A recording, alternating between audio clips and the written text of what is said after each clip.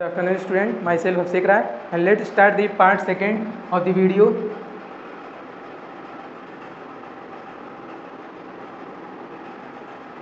Part second में हम क्या पढ़ेंगे? पार्ट सेकेंड में हम पढ़ने जा रहे हैं structure of pyramid.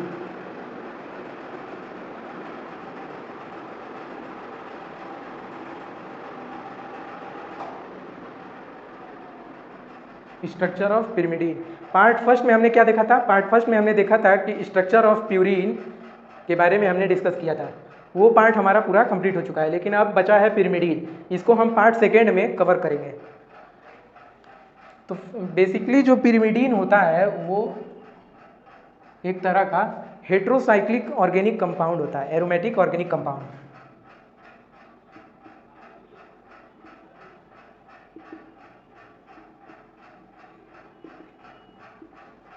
Organic compound होता है, इसे हेट्रोसाइक्लिक एरोमेटिक ऑर्गेनिक कंपाउंड कह रहे हैं पिरिमिडीन। जैसा कि हमने पार्ट फर्स्ट में देखा था प्यूरिन के केस में, वो भी एक तरह का हेट्रोसाइक्लिक एरोमेटिक ऑर्गेनिक कंपाउंड था। इसके अंदर हमें दो रिंग देखने को मिले थे, और बेसिकली जो दो रिंग थे वो किससे मिलकर बने थे? वो बने थे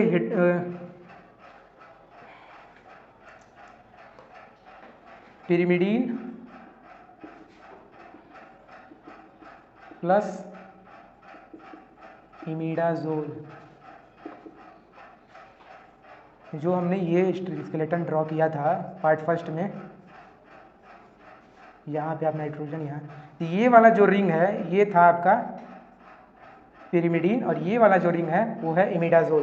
तो in case of pyrimidine heterocyclic organic aromatic compound, imidazole ring जो है उसमें से हट जाएगा।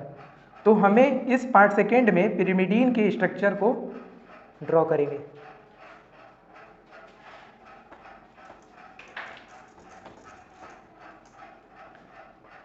पिरिमिडीन में आते हैं आपके नाइट्रोजनस बेसेस, बेसिकली दो तरह के। फर्स्ट है आपका साइटोसिन, जिसको जनरली हम एब्रिविएट करते हैं capital C, and second one is thymine, जिसको एब्रिविएशन हम कैपिटल टी से करते हैं। तो जैसा कि आप देख रहे हैं पिरिमिडीन जो है नॉर्मली बेसिकली कह सकते हैं तो ये दो पार्ट में डिवाइड है, साइटोसिन थाइमीन के thymine. But in another nitrogenous bases just is uracil, जिसका एब्रिविएशन हम कैपिटल यू से रिप्रेजेंट करते हैं। और ये जो यूरेसिल होता है वो दो कंडीशन में थाइमीन का एडेनिन की जगह पर, एडेनिन और थाइमीन की जगह पर यूरेसिल आकर बाइंड कर जाता है। तो वो दो कंडीशन क्या है? पहला कंडीशन जो है ट्रांसक्रिप्शन के बेस पे, एंड सेकेंड जो वायरस होता है मोस्टली इनका जो जेनेटिक मटेरियल है वो आरएनए से बना होता है, राइबो न्यूक्लिक एसिड। उस केस में क्या होता है कि थाइमीन ना होकर यूरेसिल उसके अंदर प्रेजेंट होता है।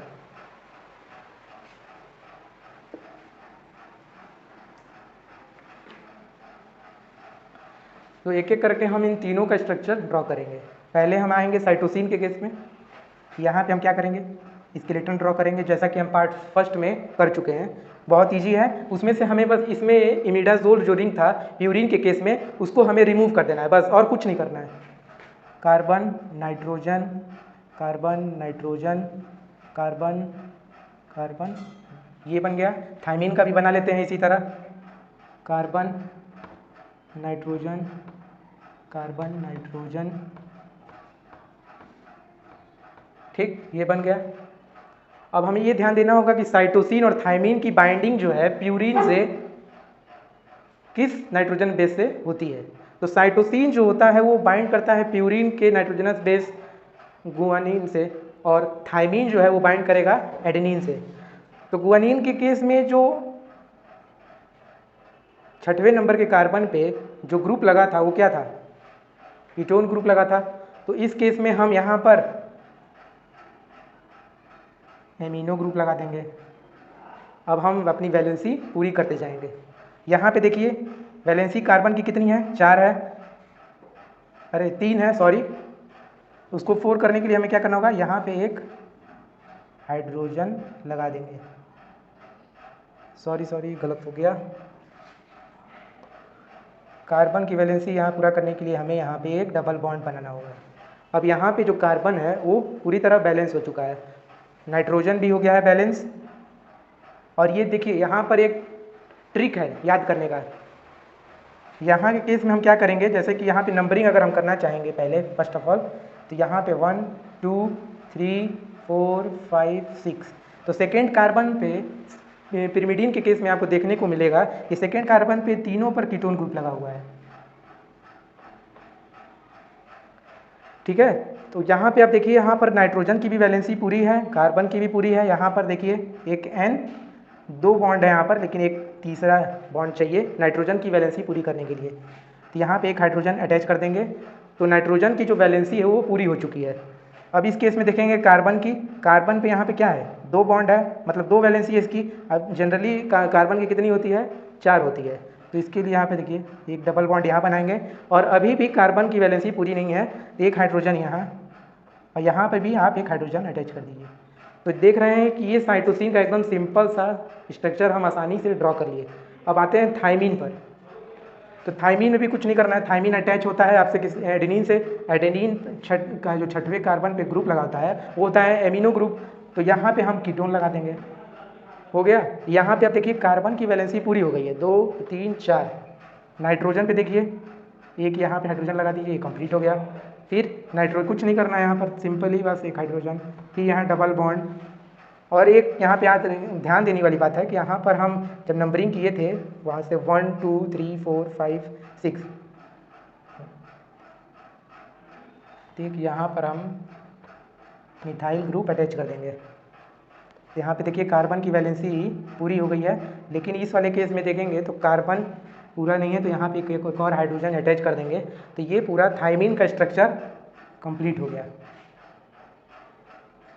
अब एक बच रहा है आपका यूरेसिल, जो कि mRNA जो कि ट्रांसक्रिप्शन के थ्रू बनता है, और एक होता है वायरस, जो मोस्टली वायरसेस होते हैं वो RNA बेस्ड जेनेटिक मटेरियल होता है। तो उस केस में भी आपको यूरेसिल देखने को मिलता है, ना कि थायमीन। तो यूरेसिल का भी स्ट्रक्चर एकदम सिंपल है, यहीं पर ड्रॉ कर लेते हैं ताकि आपको समझ में आएगा कि कहाँ डिफरेंस है थायमीन और यूरेसिल में। Carbon nitrogen, carbon nitrogen, carbon carbon, हाँ। तो यूरेसिल के केस में क्या है कि कुछ नहीं है, बस ये मिथाइल ग्रुप जो है इस केस में आपको देखने को नहीं मिलेगा। बाकी सारा स्ट्रक्चर एकदम सिंपल है, कुछ नहीं करना है आपको, बस जो लिखा है थायमीन में वो अटैच करते जाइए। डबल बॉन्ड CH, देखिए कितना आसानी से ये यूरेसिल का स्ट्रक्चर ड्रॉ हो गया।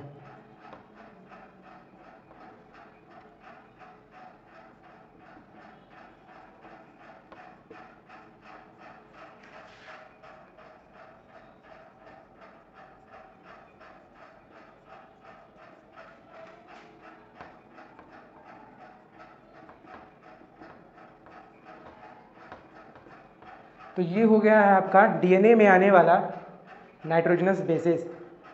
ठीक, आगे आने वाले लेक्चर्स में हम न्यूक्लियोटाइड्स के पूरे बेसिक स्ट्रक्चर्स को हम समझेंगे, उसके बाद हम पूरे DNA के बारे में कंटिन्यू करेंगे। So let's watch my this next part of video and give like and subscribe. Thank you.